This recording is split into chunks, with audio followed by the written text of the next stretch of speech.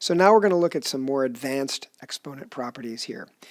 So we know if we look at this problem here, we see that we're being asked to take this 7x cubed and square it. Now we also know from before that if I said, for example, let's say what's m squared, that means m times m. And the same thing is taking place here, except that instead of squaring a single thing like m, what we're going to do is we're going to square this expression right here, 7x cubed.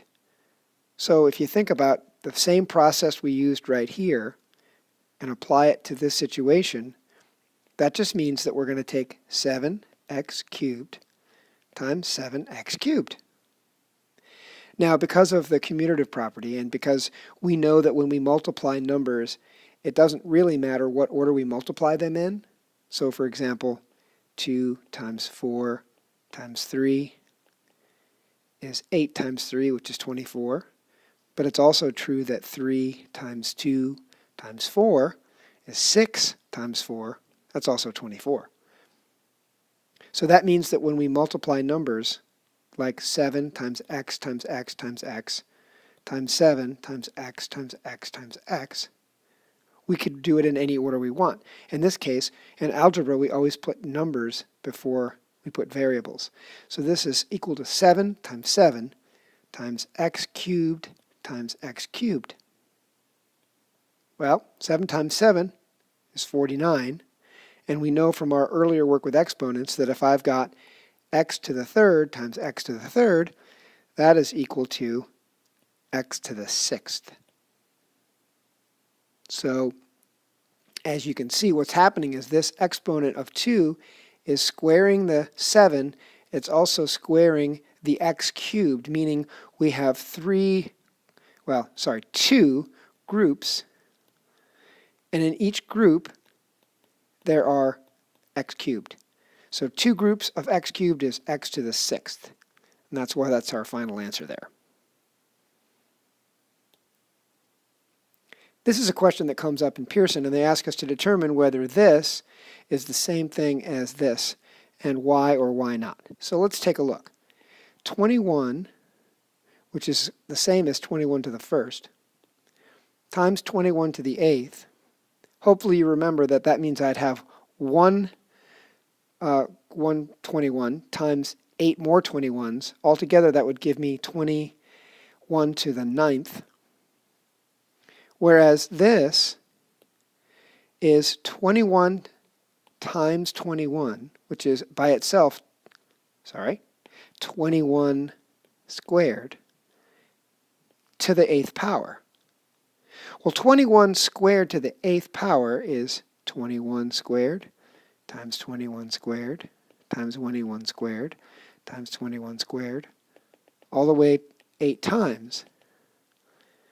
And that means I'd have 8 groups of 21 to the second. Well, 8 groups of 2 gives me 16, so that means I'd have 21 to the 16th power, which is not at all the same thing as 21 to the 9th power.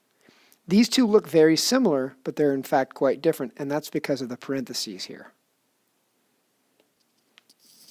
Okay, so this is where it gets a little strange. We've got negative and positive exponents combined.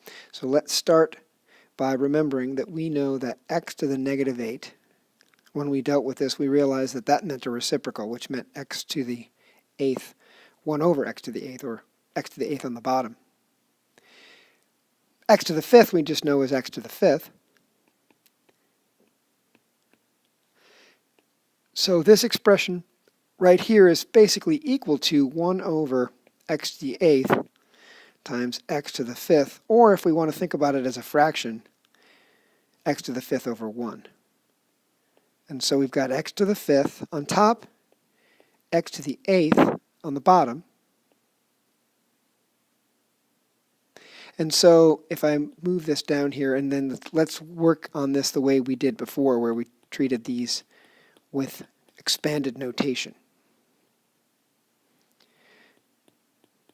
We've got x to the 5th. On top, we've got x to the 8th, so I'm going to add 3 more on the bottom here. And so as we saw before, this is 1 times 1 times 1 times 1. Don't panic that I'm moving from right to left. It doesn't matter what direction we move in here, really. Each of these gets canceled. And what I have is I have 3 x's left on the bottom. So I can either write this as 1 over x to the third, or, depending on the instructions, they didn't tell us whether to use a denominator or not. We could say that that's the same thing as x to the negative third. Now, it's really important that you realize that way back when we first started working with exponents, we realized we would add these two. So it's also true that x to the negative 8 plus 5 is x to the negative 3, which is exactly the same thing as 1 over x cubed.